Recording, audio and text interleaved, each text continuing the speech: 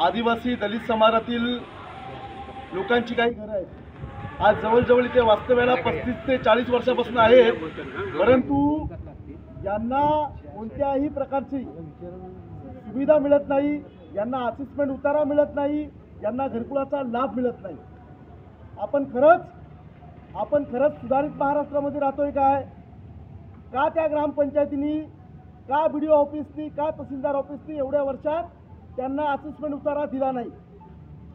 आज इथल्या तहसीलदारांची भेट घेतलेली आहे आणि त्यांच्याकडे आम्ही मागणी केली की या आदिवासींवरती, दलितांवरती यांना तुम्ही बेघर करायचं नाही आणि यांना लवकरात लवकर होईल तेवढं लवकर असिस्टमेंट उतारा देऊन यांना घरकुल योजनेचा लाभ घेण्याची संधी द्यावी। एवढ्या वर्ष तुम्ही पिढ्यानपिढ्या आम्हाला शोषित ठेवलं, आम्हाला वंचित ठेवलं, आम्हाला दुर्लक्षित केलं, परंतु आता ना दलित समाज तुमचा अन्याय सहन करणार, ना आदिवासी समाज अन्याय सहन करणार।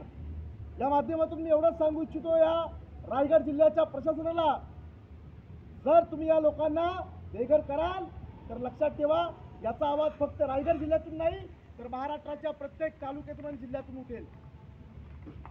या लोकांना त्यांचा हक्काचा निवारा, त्यांच्या हक्काचं घर हे भेटल्याच पाहिजे। जय भीम।